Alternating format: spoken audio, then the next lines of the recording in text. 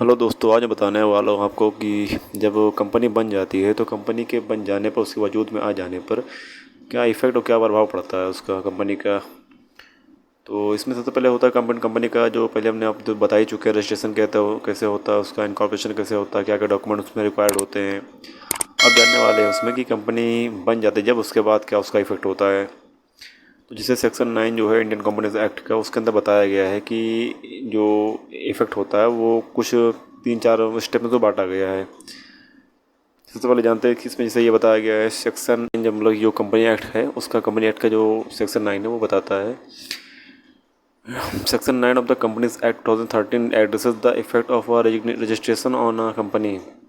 Here are the key effects of registration as outline in this section. Company 9 जो act है उसका जो section 9 है वो कुछ इफेक्ट है वो बताता है कि इसमें क्या क्या इफेक्ट पड़ता है उसका, कंपनी जब बन जाती है उसके बाद। Legal personality. लीगल पर्सनालिटी क्या है, जैसे कि यहाँ बताया गया है कि upon registration a company becomes a separate legal entity from its promoters, share holders and directors. मतलब कि जब रजिस्ट्रेशन होने के बाद जो है कंपनी जो है एक सेपरेट लीगल एंटिटी बन जाती है। जिससे बताया नहीं गया था पिछले वीडियो में कि कंपनी जो होती है एक आर्टिफिशियल पर्सन होती है। तो वैसे भी ये है कि कंपनी जब बन जाती है, उसका रजिस्ट्रेशन जब हो जाता है तो कंपनी जो है एक सेपरेट लीगल एंटिटी बन जाती है। इसका मतलब क्या होता है कि this means that the company can own property, intend to contracts, and be involved in legal proceedings in its own name. Involved in legal proceedings in its own name। मतलब जब कंपनी बन चुकी है तो कंपनी एक artificial person का काम कर रही है। मान लो वो किसी प्रॉपर्टी को रख सकती है, होल्ड कर सकती है, किसी के साथ कॉन्ट्रैक्ट कर सकती है, या किसी भी लीगल प्रोसीडिंग में अपना मतलब कि किसी पे मुकदमा करना हो या उस पर कोई मुकदमा कर सकता है। ये सब मतलब कि एक राइट्स को, एक पर्सनलिटी हो जाती है लीगल पर्सनलिटी, मतलब कि एक कानून की नज़र में उसकी वैल्यू होती है। फिर आता है perpetual succession. The company continues to exist indefinitely. मतलब जो कंपनी जो है वो जारी रखती है regardless of change in its ownership और मैनेजमेंट। अब किसी भी उसकी जो ओनरशिप है या मैनेजमेंट को मतलब अपने जारी रखती है बिना किसी अगर किसी की मतलब डेथ हो जाती है या कोई डिपार्ट हो जाता है, शेयर होल्डर जो कंपनी का है, अगर वो उसका डेथ हो जाती है या वो कंपनी छोड़ के चला गया, तो इससे कंपनी के उस पर कोई कि इफेक्ट नहीं पड़ता उसके रहने लगी कंपनी के ऊपर। जो वो आए या जाए, वो कुछ भी हो, लेकिन कंपनी जो है चलती रहती है, उसकी परपेचुअल सक्सेशन हो जाती है ये चीज़। And capacity to be sued and be sued.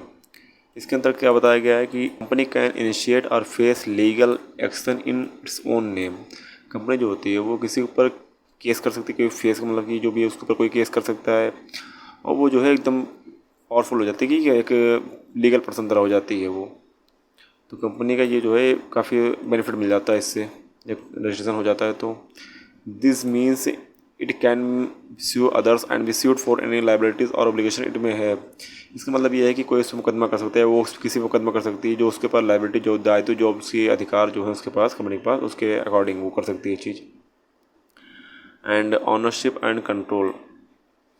इसके अंतर्गत बताया जाता है कि the company can acquire, hold and dispose of property and assets. मतलब कंपनी कोई प्रॉपर्टी एक्वायर कर सकती है, ले सकती है, होल्ड कर सकती है, पर रख सकती है, या उसको डिस्पोज कर सकती है। मान लो कि अगर उसको अपने से किसी कंपनी कोई बिल्डिंग है, अब वो कंपनी के अंतर्गत आ गई है, तो कंपनी उसको चाहे बनाए या फिर तो गिरा दे या कुछ भी करे कंपनी उसके साथ, क्योंकि उसका वो कंपनी जो है उसकी ऑनर बन चुकी है वो। अब उसका पूरा राइट है असेट्स के ऊपर और प्रॉपर्टी के ऊपर। It can also control and manage its own affair independently of its member. और वो जो अपने जो मेंबर हैं जो कंपनी के, उसको बिल्कुल खुली छूट, बिल्कुल बिंदास होकर वो जो है कंट्रोल और मैनेज कर सकती है। Regulation and compliances. The company's activities and operations are governed by its Memorandum of Association (MOA) and Article of Association (AOA), along with the provision of the Companies Act 2013 and other applicable laws।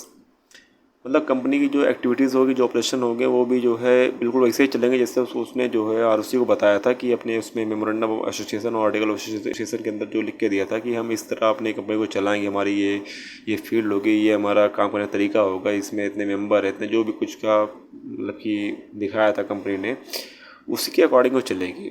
He along with the provision, ये भी लिखा ना, along with the provision of the company act, और जो company act के provision जो उसके प्रावधान दिए गए कंपनी एक्ट के अधिकार, मतलब जो अधिनियम है उसके अंदर के जो अधिकार दिए गए एक कंपनी के लिए, उसके अधिकार वो चलेगी। साथ में जो भी अदर एप्लीकेबल लॉ, जो उस पर कुछ अलग से एप्लीकेबल लॉ होंगे तो उस पर उसका भी वो पालन करेगी कंपनी।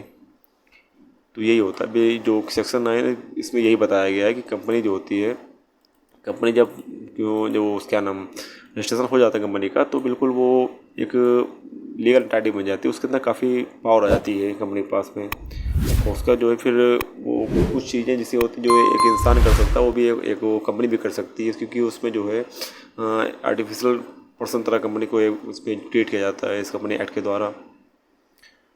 तो मिलते हैं अगले वीडियो में, और चैनल को सब्सक्राइब कर लें और वीडियो को शेयर कर दें और वीडियो को लाइक कर दें, और इस चैनल को जो भाई और लोगों तक पहुंचाएं, और आने वाली वीडियो के लिए भी आप बेल आइकन प्रेस कर दें, जिससे आने वाली सभी वीडियो आपको जल्दी से जल्दी मिल जाए। तब तक के लिए अल्लाह हाफिज़।